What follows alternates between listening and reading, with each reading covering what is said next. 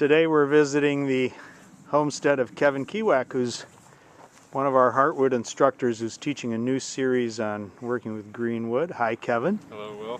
Thanks for having me down. And Kevin's got his pole lathe set up after a 2-foot snowstorm that we had last night in a beautiful crook frame that he's built.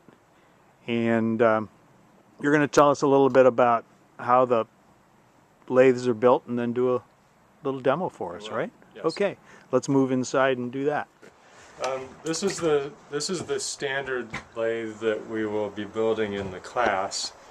It's a design that's been around for a long time and sort of recently popularized by Mike Abbott in England. Traditional pole for the spring. This is made out of dimensional lumber, which we will supply, held together with carriage bolts on both sides so that it comes apart very easily and is transportable because everyone will take their lathe home. The poppets in the bed are going to be hardwood. This one happens to be all maple, but we can make the uprights with pine or hemlock to save a little weight. The beds should be hardwood so that they stay straight and true. The poppets will be hardwood, and the hardware for the centers will provide for you also. This is a nice lathe to start with. That's pretty straightforward to put together, and it will do just about anything. We've extended one of the tool rests here so that we can do bowls. We can turn bowls on this, which is one of the things that we'll demonstrate today. The second lathe is a more primitive lathe. This is called a Viking lathe, popularized by a gentleman named Ben Orford in England. The difference is that the centers are not adjustable. You adjust this by moving the entire poppet and then wedging it in so that your piece goes between those two.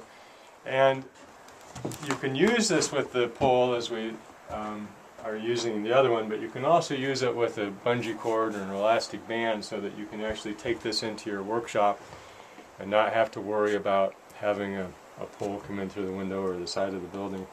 And this works very nicely. It's got a nice long tool rest, again for turning bowls, and is a much more primitive machine. We actually make this entirely with green woodworking techniques. We split out everything. We don't use any power tools at all on this lathe. The tools that we use on these lathes are a little bit different than the tools that you would use on a powered lathe for turning spindles. They're much larger, much heavier. The three tools that we'll use for turning bowls have all been hand forged, again by Ben Orford. These are from England. Very simple. This one has an outside bevel.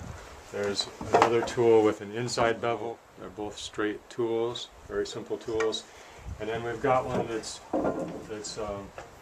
Ben calls a crank tool. It's got a little bend in it so we can get into the center of the bowl better. This has an inside bevel also. Very simple tools. They're sharp, but they're not overly sharp. You don't have to be as sharp on these as you would on a chisel a skew chisel or something that you'd be using with a power tool. In fact, we like them to be a little bit rough. They clean up the bowl a little bit better that way. So why don't we come back to the lathe that we'll be building in the class? Okay, so we're gonna show you here how to turn a bowl. Most people would think that to turn a bowl you would take a log and cut off a piece of it and mount it on the lathe. The problem with that is because of the direction of the grain and because of the checks in a log, your bowl, when it dries, would completely split apart. So the way we do this, and I've done this ahead of time to save a little bit of time for the demonstration, we split a log in half, and then the bowl will actually come from one of the halves of the log. We rough it out with an axe, clean it up as much as we can. You want to spend a little bit of time getting it into a nice bowl shape before you put it on the lathe. It will save you some time on the lathe and then make it a little bit easier. This one has been turned a little bit already, but the idea is that we shape it with an axe first and then we'll put it on the lathe. Now, in order to mount this on a lathe, we need a mandrel. This will be something that we can wrap our cord around for our pole lathe, and we've got points in the end that will fit into the blank of our bowl. You need to be very careful that these are perfectly centered so that there's no wobble when we put it on the lathe. This one I've already centered so that it'll be a little bit easier. We'll pound this in. Get it nice and tight, nice and perpendicular there.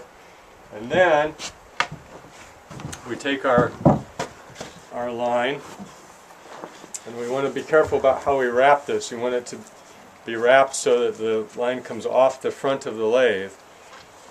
Pole lathes, unlike a treadle lathe or a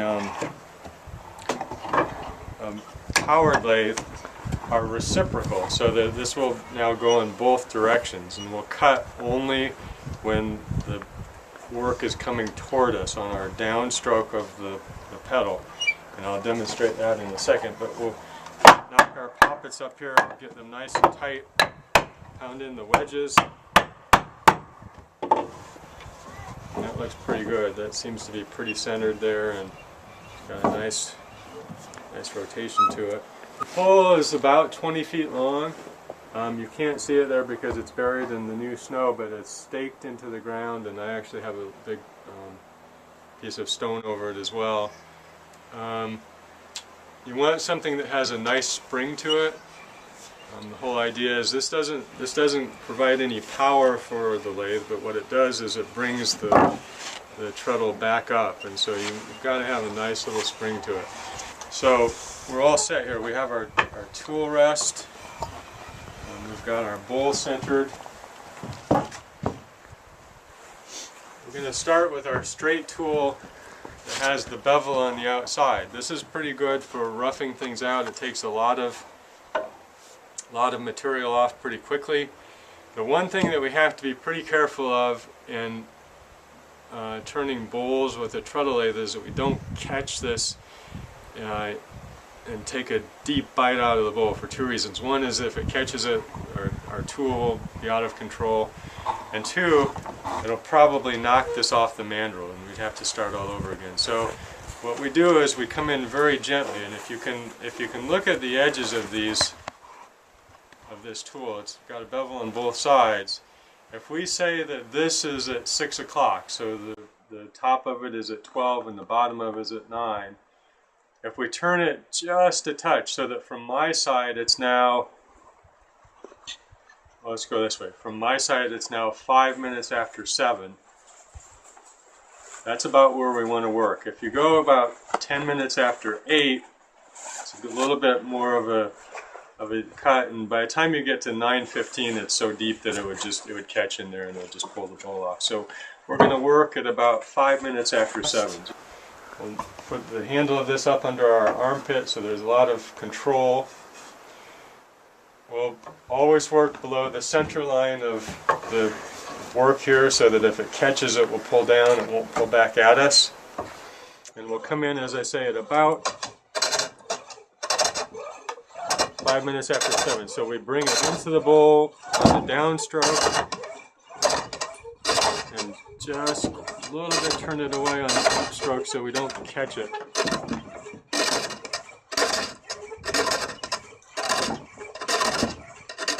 And just rough out this exterior.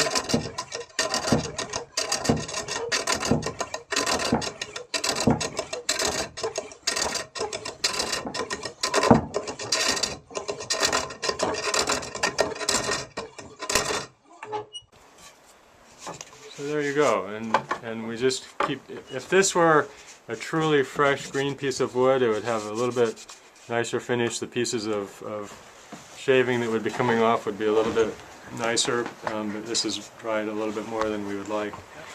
So once we have the shape of the outside of the bowl pretty much the way we want it, we've roughed it out. Now we have to work on the inside. we can't just turn this around because the rope will be going in the wrong direction, so we have to take the entire spindle off, flip the mandrel and the bowl, and rewrap it. Find our centers.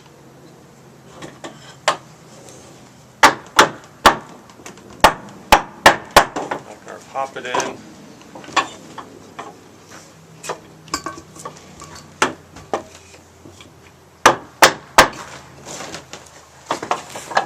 Wedge it tight.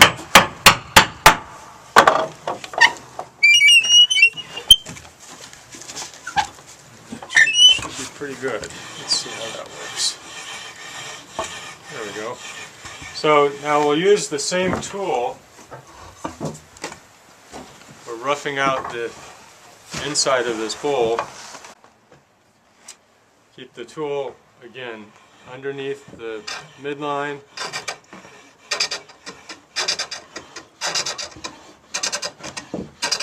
Start toward the center, make a little hollow.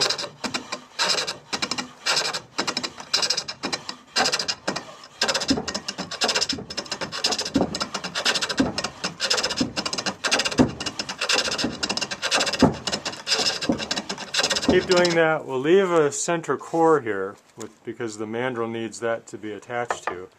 We'll hollow this out until we have a uniform thickness around the outside. And then we'll slowly work underneath that central core until we get to a point where it'll just snap off, and then we can clean up the bottom once we're done.